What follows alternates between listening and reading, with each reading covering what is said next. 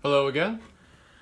Now I know, once again, I'm plowing through this way too quickly, but I'm enjoying myself.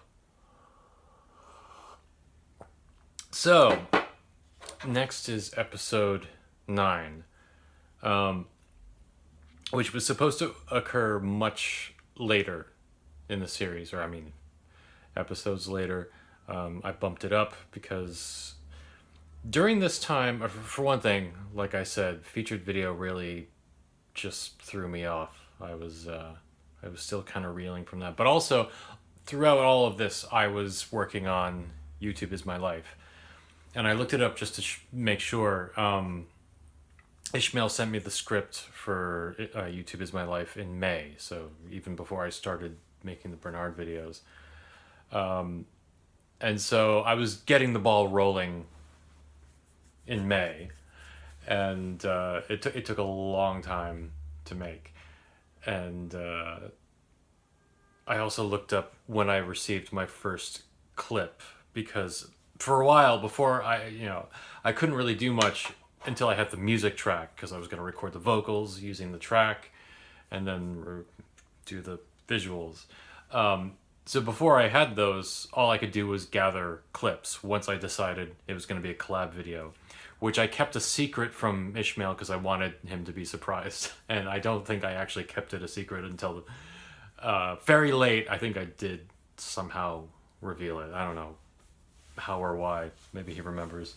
Yeah, but it was going to be, but at first I just thought, wouldn't it be great to have, because I knew we just had the choir, you really need a girlfriend, and what if we just had someone famously gay from YouTube just deliver that line, like, girlfriend? The fuck is I just thought it was, and Zipster would be perfect. Like, I just thought this gag would be perfect if it was Zipster. I didn't know Terry Roth. I'd had no contact with him, but my friend 1938 Superman, he was like my first YouTube friend, still friends on Facebook. He said, "Oh yeah, I could get you that in the next hour," and he did. We were just having a conversation. It's like, I would love to get Zipster to do this line. He's like, "Yep, done." And suddenly I had this clip of Zipster saying the line.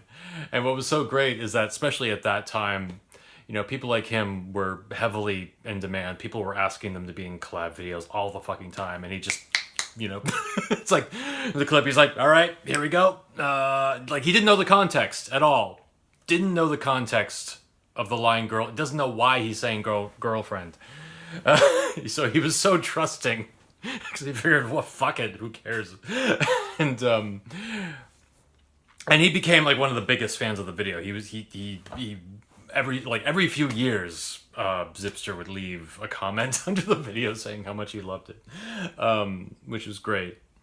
But anyway, the reason I'm telling this, and I haven't even gotten to YouTube is my life, is that this was all going on, in the months in between. So it's like, even though I disappeared for a long time and it seemed like the series slowed to a crawl, it's because I was obsessively working on YouTube is my life and trying to gather clips from, like, after, because once I had the Zipster clip, and that was the first bit of footage I had for this video, and I was a long way from finishing it, and it just seemed so ambitious because I'm not a musician.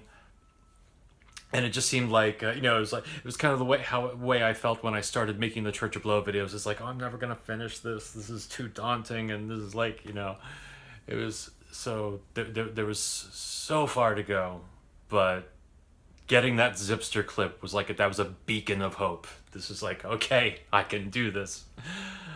But in the meantime, there was a lot of time in between, and featured video was a miserable experience. And so it's coming into November. YouTube is my life is getting closer, but still got a ways to go. The music track isn't anywhere in sight, and so I wanted to do the date video because that was one of my favorite scripts that Ishmael had written, and it's it's a monologue, and the moment he sent it to me, I was waiting to do the script, and I guess I just like let's just bump it forward, and do it, and I think it was good that we did that actually because when we did get featured, people always look at the more recent videos, and so we had this one and we had featured video, so we had two strong, recent videos that people could also look at, so that worked in our favor. Anyway, all this preamble, now I'll watch the fucking video, see how it holds up.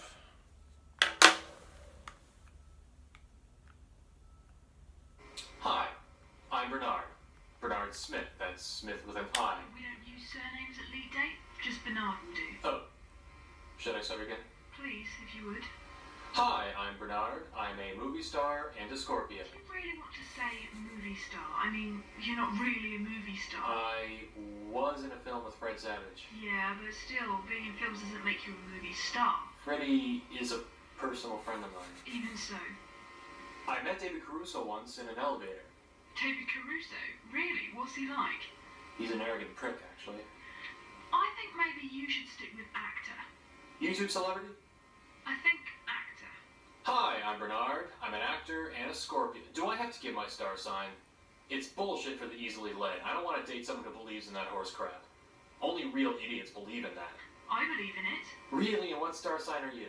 Gemini. And is it a character trait of all Geminis to believe in bullshit, or is it just you?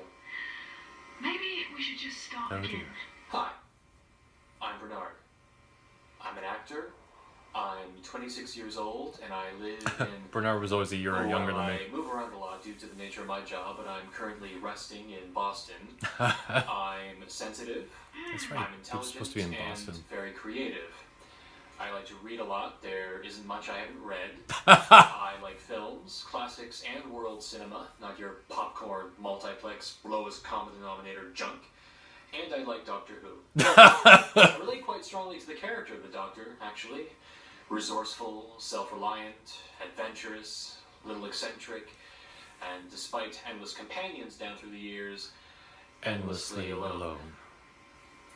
A lot of people think Doctor Who is just a dumb kid's show, but the Doctor is one of the most complex characters in TV history, and I'm pretty complex too. In fact, I'm the kind of guy you always used to shun in high school so you could go hang out with the jocks.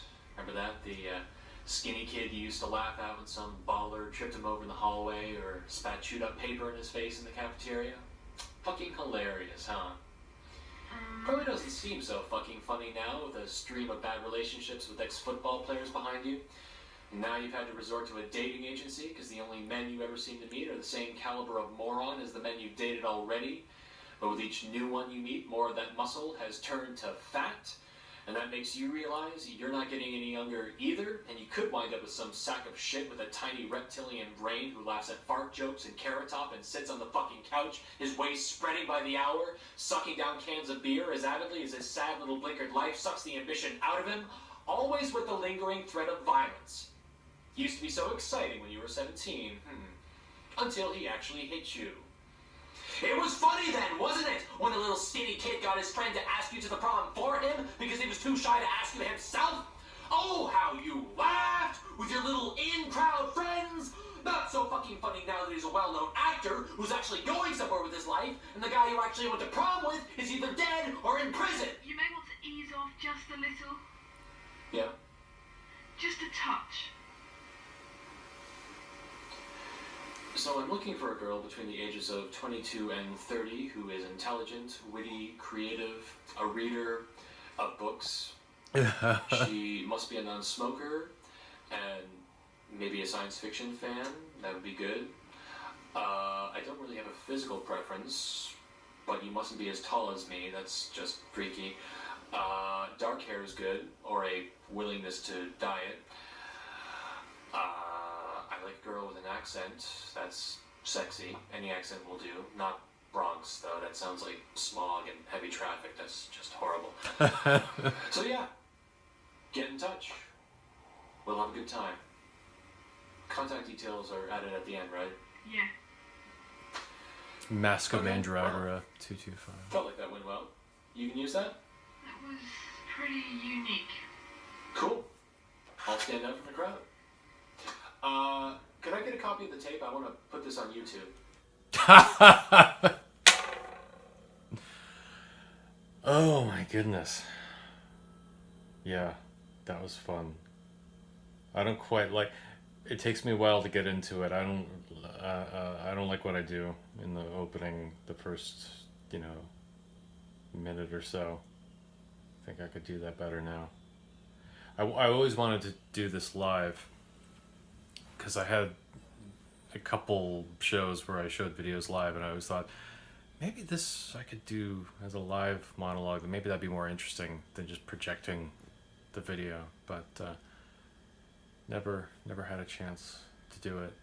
And yeah, I don't know. I thought there was some beautiful writing, just the layers, just Bernard unraveling, and you see the angry entitled white man that he is exposed. And of course that was Chloe Potter doing the voice.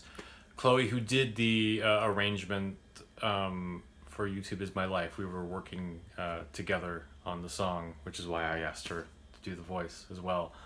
And I met Chloe back in the MySpace days, and it was because of Jazz Dispute, because she was a saxophone player, and Jazz Dispute was my first sort of organically viral video.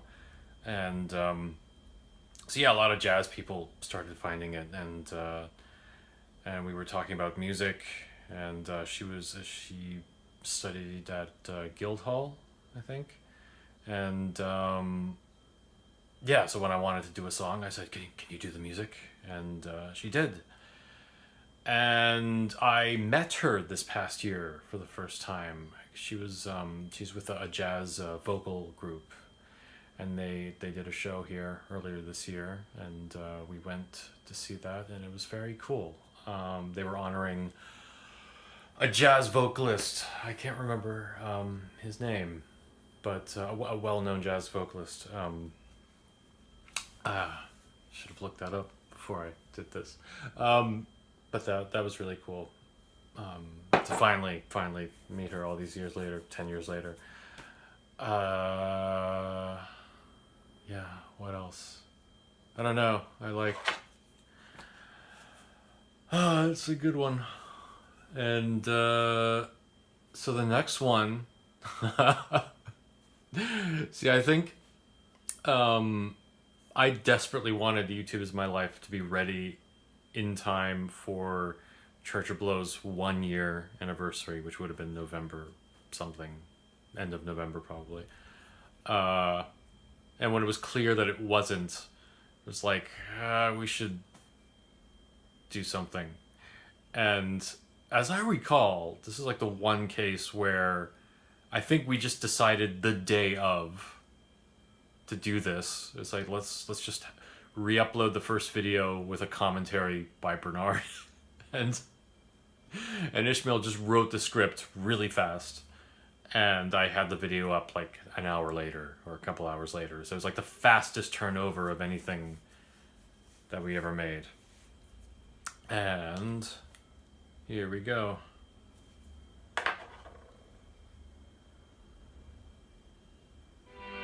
Hi, I'm some kind of film journalist. The date is the 1st of December 2007, and you're listening to the DVD commentary for your Droopy personal dog. salvation. It's not a DVD. Yes, Exactly. details, yes. I'm delighted that we are joined today by the video content creator, Mr. Bernard K. Smith, and I believe you spell that With an I, yeah, so we don't need to be So, going on about that. Bernard, we're watching the beginning of your personal salvation. Yeah, we're actually past the beginning by this point.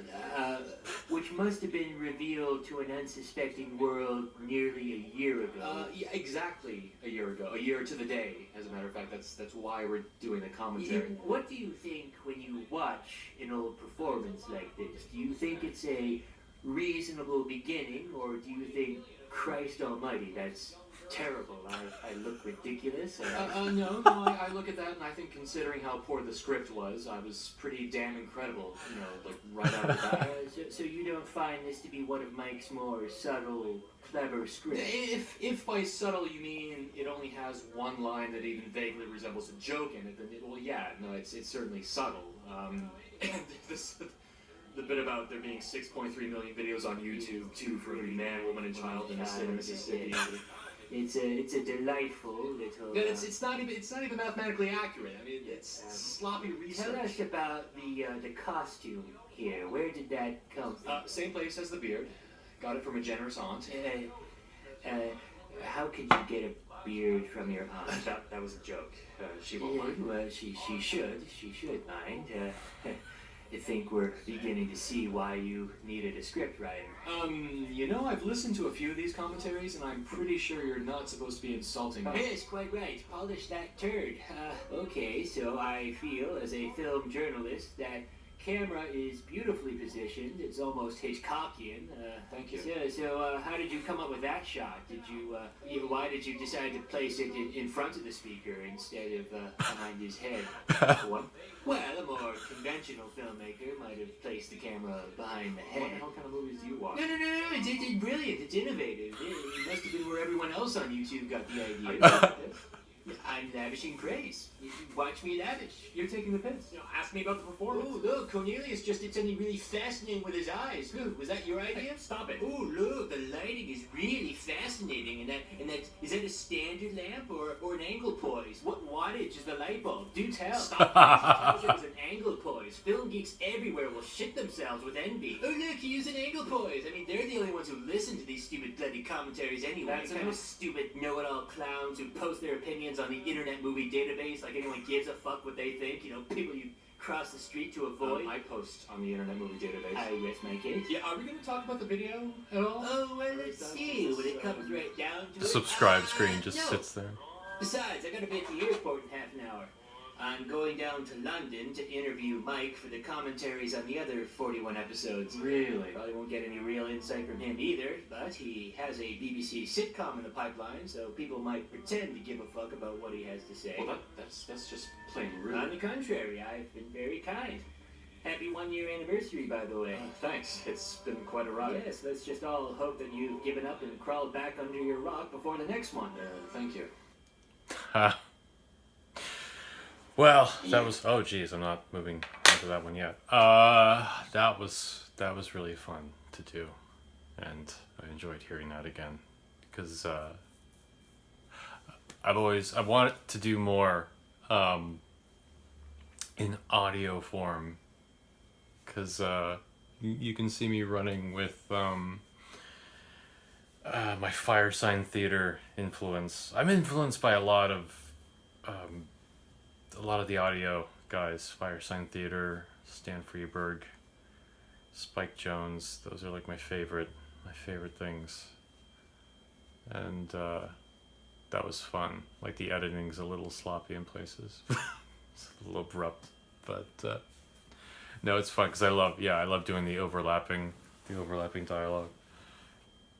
That was fun, especially for something that we cranked right out in a matter of hours. I enjoyed that, but it's weird. Like looking back, I can already see why it was hard to get the series back on track, because like I had, in a way, I had sort of delayed the narrative. Like you could watch these videos and just assume, well, there's a little bit of a thread,